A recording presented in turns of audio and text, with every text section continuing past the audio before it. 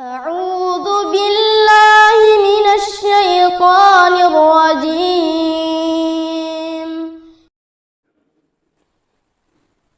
Kesalahan dan kekeliruan beberapa kaum muslimin ketika mereka berada di bulan Ramadan.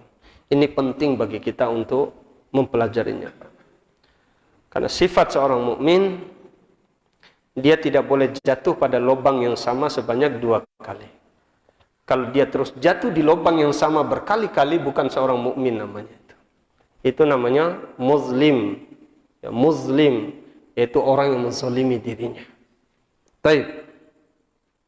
Di antara kekeliruan dan kesalahan sebagian kaum muslimin ketika berada di bulan Ramadan, dan puncak dari seluruh kesalahan dan dosa sebagian orang Islam ketika berada di bulan Ramadan, yaitu meninggalkan puasa. Tidak berpuasa. Dan ini banyak sekali, ikhwan.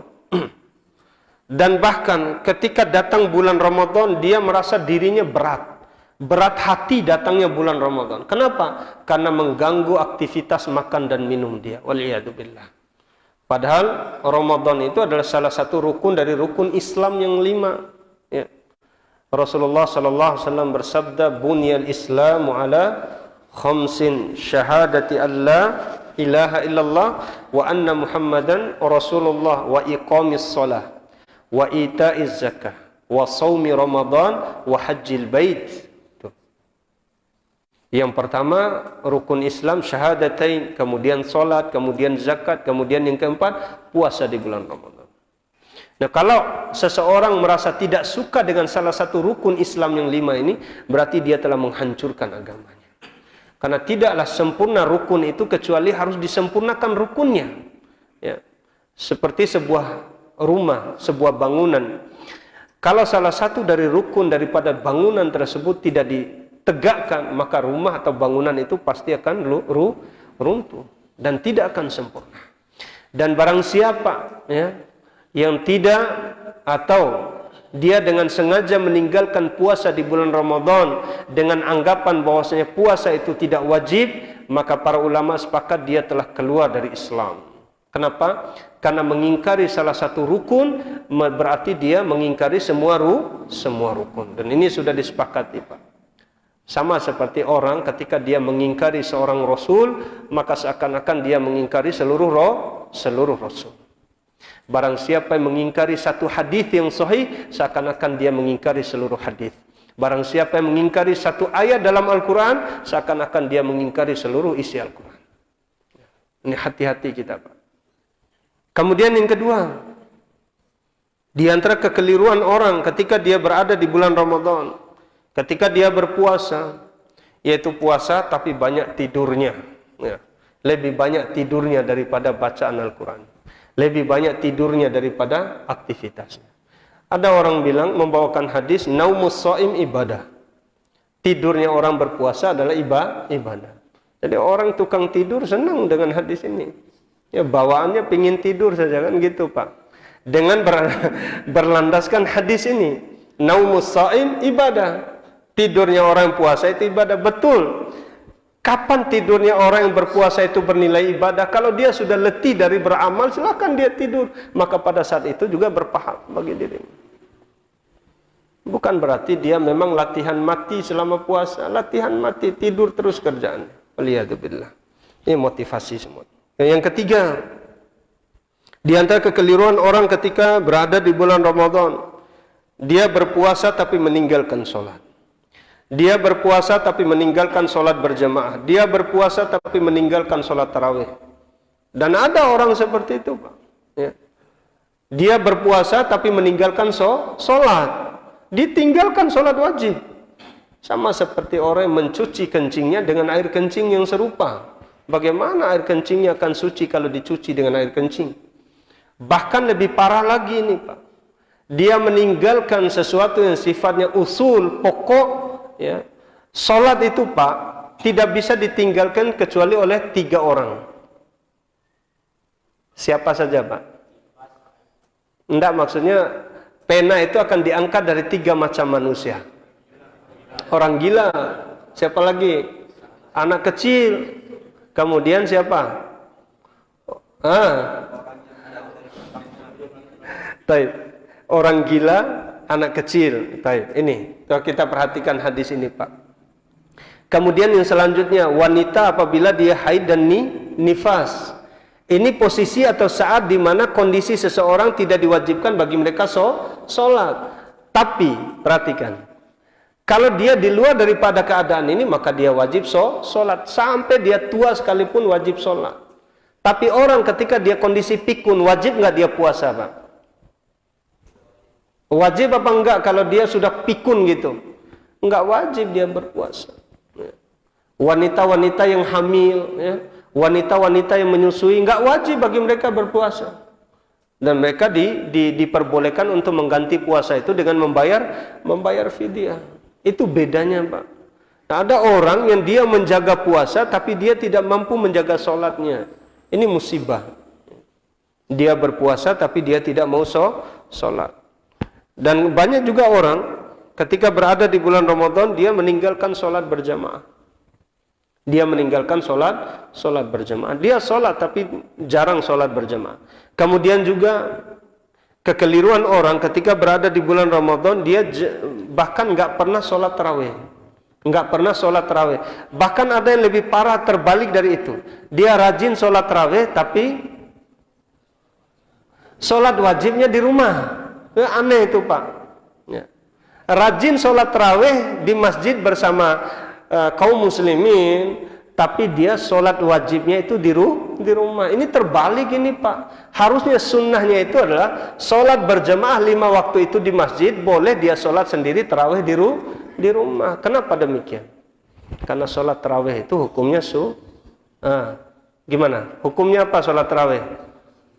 Disepakati oleh para ulama dan seluruh kaum muslimin. Sholat wajib itu 5, Pak. Subuh, zuhur, asar, maghrib, isya. Selain itu dihukumi sunnah. Tapi ada sholat yang sifatnya wajib karena sebab. Nah, mungkin bisa kita ulang-ulang, Pak. Coba kita sebutkan sholat apa saja yang hukumnya wajib karena sebab. Dia bisa wajib padahal tidak wajib gitu. Dia bisa wajib karena sebab. Misalnya sholat tahiyatul masjid. Para ulama itu sepakat bahwasanya di antara sholat itu yang menyebabkan dia menjadi wajib, di antaranya adalah sholat tahiyatul masjid. Dia masuk masjid, maka diwajibkan baginya untuk sholat. Dan ini dipraktekkan oleh Rasulullah dan para sahabat. Di antaranya suatu hari Rasulullah pernah berkhutbah, masuk salah seorang jemaah ketika sholat Jumat, dia langsung duduk. Nah, ketika Rasulullah berkhutbah melihat orang ini, kemudian Rasulullah bertanya, Wahai fulan, as-sallaita? Apa kamu sudah sholat? Belum. Qum fasalli, bangun dan sholatlah. Ini dari hadis ini para ulama mengeluarkan faedah menunjukkan bahwa sholat tahiyatul masjid itu hukumnya wajib sebagai bentuk tahiyah, sebagai bentuk penghormatan terhadap rumah Allah Subhanahu wa taala. Baik.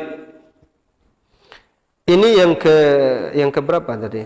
Yang ketiga, kekeliruan orang ketika berada di bulan Ramadan, yaitu tidak berpuasa tapi dia tidak sholat, tidak juga sholat berjamaah, tidak juga sholat tarawih. Dan kekeliruannya juga dia menjaga sholat tarawih berjamaah di masjid, tapi dia tidak sholat berjamaah, sholat 5 waktu di masjid. Ini keliru juga. Kemudian yang keempat, di antara kekeliruan kaum muslimin, yaitu melafazkan niat puasa. Jadi niat puasa itu mereka lafazkan. Para ulama sepakat bahwasanya niat itu letaknya di hati. Dan Rasulullah SAW bersabda, "Man lam yubayyiti siyam qabla al-fajri fala siyama lahu." Hadis ini diriwayatkan oleh Imam Ahmad. Barang siapa yang tidak memabitkan niat puasa sebelum terbitnya fajar sidik, maka tidak ada pahala puasa bagi dirinya. Coba kita perhatikan, Pak. Hadis ini ditujukan terhadap puasa wajib, bukan puasa sunnah. Saya ulang. Hadis ini, barang siapa yang tidak mengumpulkan niat puasanya di malam hari sebelum terbit fajar sidik, maka dia tidak mendapatkan pahala puasa. Ini menunjukkan bahwasanya niat puasa sholat wajib itu harus ada di dalam hati kita sebelum terbitnya fajar sidik. Tapi kalau puasa yang sifatnya sunnah, maka boleh bagi kita untuk meniatkannya di pagi hari apabila setelah terbit fajar sidik kita belum makan atau minum. Ini yang harus perhatikan, Pak. Ya. Sebagaimana Rasulullah ketika beliau di pagi harinya pergi ke rumah salah seorang dari istrinya bertanya, apakah di rumah kalian ada makanan? Tidak ada, wahai Rasulullah. Maka Rasulullah mengatakan, idzan fa inni shaim. Kalau begitu saya puasa. Ini menunjukkan bahwasanya niat puasa sunnah itu diperbolehkan untuk di mana? Di pagi hari. Tapi kalau niat puasa wajib itu sebelum terbitnya fajar sidik. Naam, kita adzan dulu. Wallahu a'lam bishawab. Naam, kita lanjutkan. Kaitan dengan niat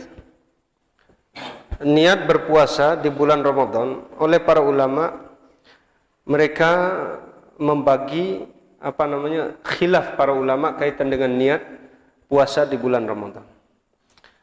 Di antaranya adalah madhab Hanafi misalnya. Mereka itu untuk meniatkan puasa bulan Ramadan, mereka niatkan di hari pertama di tanggal 1 Ramadan langsung sampai pada tanggal 29 Ramadan. Mereka cukupnya niat pas awal masuk Ramadan saja. Ini kalau madhab Hanafi, Pak. Kemudian yang kedua, ada sebagian ulama yang mengatakan bahwasanya niat puasa wajib itu sebelum kita tidur di malam hari. Ya. Pada saat itu kita sudah boleh untuk meniatkan puasa untuk esok harinya. Kemudian yang ketiga, ada lagi sebagian ulama yang mengatakan bahwasanya niat puasa wajib itu ketika kita bangun untuk makan sahur, maka pada saat itulah kita niat puasa wajib. Dan kalau anak pribadi, Pak, lebih condong kepada pendapat yang ketiga. Jadi setiap kita bangun di malam hari untuk makan sahur, pada saat itulah kita memasang niat untuk puasa wajib. Wallahu a'lam bishawab.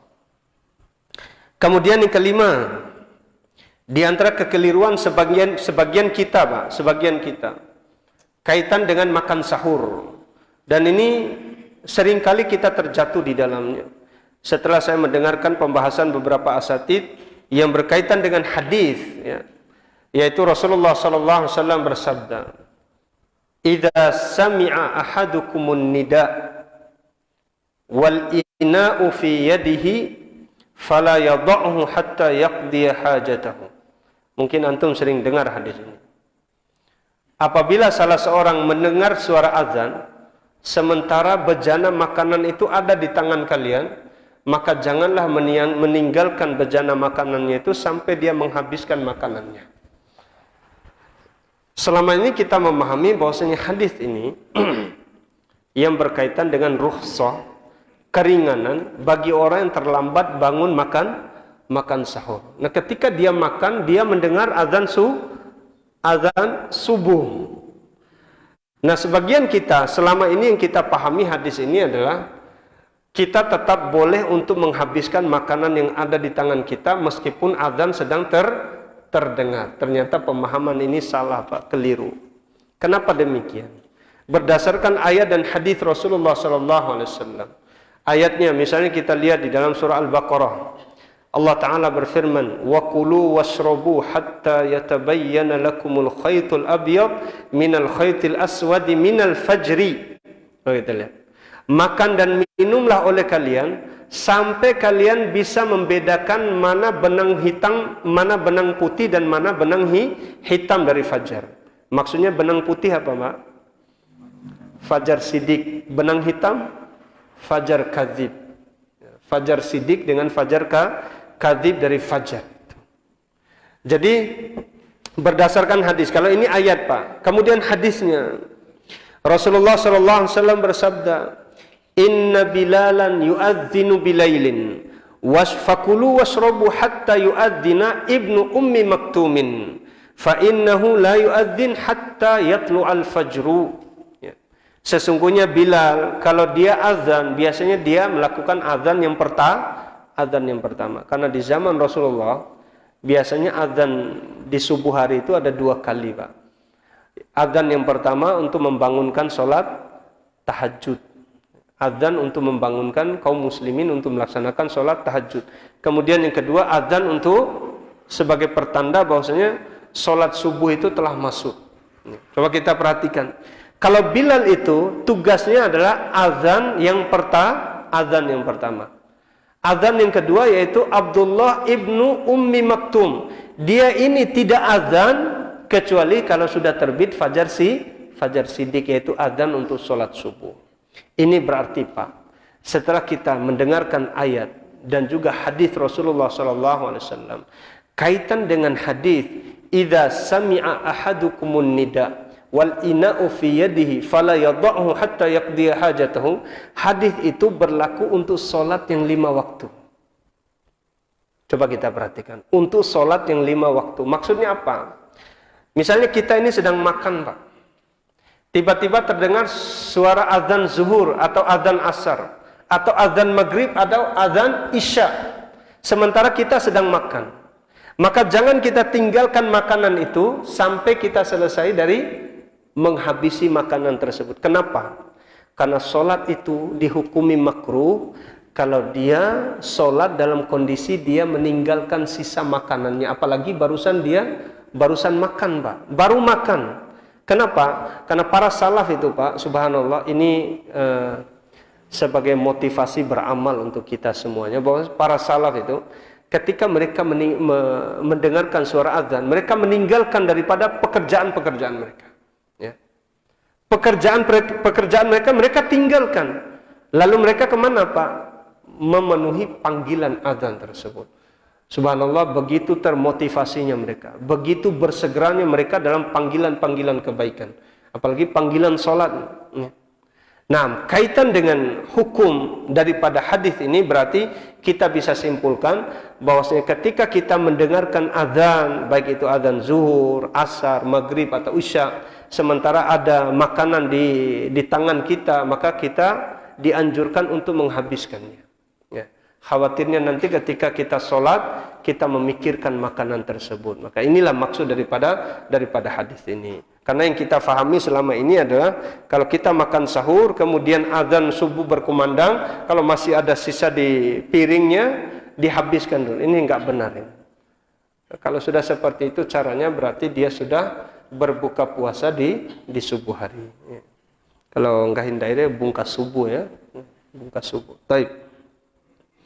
Kesalahan yang selanjutnya, kekeliruan sebagian kaum muslimin, yaitu tidak perhatian terhadap hukum-hukum puasa Ramadan. Dan ini banyak. Ya. Tidak mengambil perhatian, tidak belajar kaitan dengan hukum-hukum puasa Ramadan. Akhirnya asal pehe. Ya. Diajarkan kepada anaknya, ain ore ketufe bata puasa, seperti itu. Ain paanangi bata puasa, seperti itu.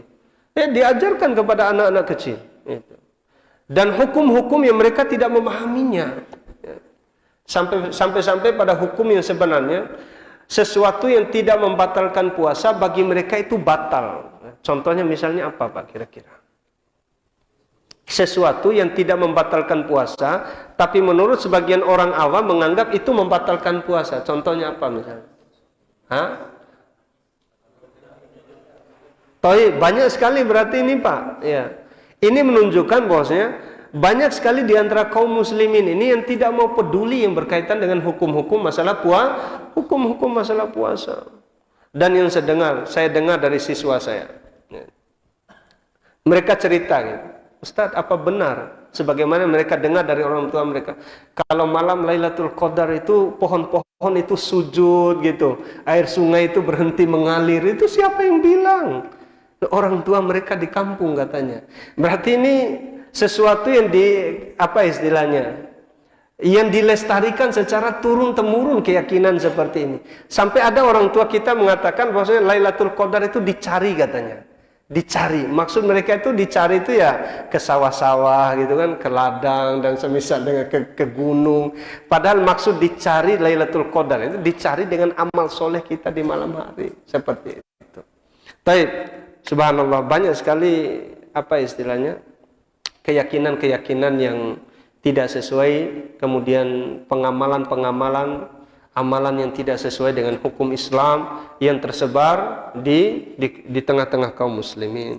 Ini menunjukkan kurangnya perhatian kita terhadap hukum-hukum yang berkaitan dengan puasa Ramadan, kurangnya perhatian beberapa kaum muslimin yang berkaitan dengan hukum-hukum terhadap puasa Ramadan. Kemudian juga yang selanjutnya, di antara kekeliruan sebagian kaum muslimin ketika mereka berada di bulan Ramadan, yaitu mengumbar pandangan, mengumbar pendengaran dan yang lain semacam. Seperti ada fatwa yang pernah kita dengar, hukum onani ketika puasa. Pertanyaannya, bagaimana hukumnya Pak? Kalau ada orang onani ketika berpuasa, apakah membatalkan puasanya? Membatalkan apa tidak? Hadis qudsi, Allah Ta'ala berfirman, yada ta'amahu wa syarabahu wa syahwatahu min ajli. Jadi orang berpuasa itu dia meninggalkan makanan, dia meninggalkan minuman, dan dia meninggalkan syahwatnya karenaku. Berarti orang yang onani itu batal puasanya. Dan wajib dia mengqadha pada bulan yang lain. Sementara puasa pada hari itu wajib dia genapkan sampai terbenamnya matahari, enggak boleh dia buka puasa. Ya. Tapi dia wajib untuk menggantinya pada bulan yang lain. Baik. Kemudian juga di antara kekeliruan atau mengumbar pandangan, penglihatan, pendengaran maupun penglihatan di bulan Ramadan, ada sebagian orang yang terbiasa mendengarkan musik ketika dia berpuasa. Padahal mendengarkan musik ketika puasa ini dapat membatalkan puasanya itu secara maknawi, Ya. Seperti ucapan dusta, berkata bohong, menggibahi kaum muslimin ketika puasa, ini semua dapat membatalkan puasa secara maknawi. Ya. Rasulullah SAW bersabda, "Man lam yada' qawla az-zur wal 'amala bih, falaysa lillahi hajatun min ay yada'a ta'amahu wa syarabah." Barang siapa yang tidak meninggalkan ucapan dusta, kemudian beramal dengan amalan-amalan dusta ketika dia berpuasa, maka Allah tidak butuh dengan puasanya. Allah enggak butuh dengan puasa. Ketika dia berjualan di pasar, dia kurangi takaran, dia kurangi timbangan, dia bersumpah dengan sumpah palsu sementara dia sedang berpuasa, ini semua dapat membatalkan puasa secara maknawi. Mendengarkan musik dan yang lain sebagainya. Waliyadzubillah. Dan di antara kemungkaran yang sering terjadi kita lihat di sore hari setiap selama bulan Ramadan, di sore hari ada misalnya istilahnya ngabuburit, ya. Bercampur baur antara laki-laki dan perempuan, menampakkan aurat, melihat sesuatu yang diharamkan, melakukan sesuatu yang sifatnya sia-sia. Ini semua adalah hal-hal yang dapat membatalkan puasa secara maknawi. Ya, kita tinggalkan yang tidak bermanfaat. Karena sesungguhnya Ramadan ini hanya datang sekali dalam satu tahun saja.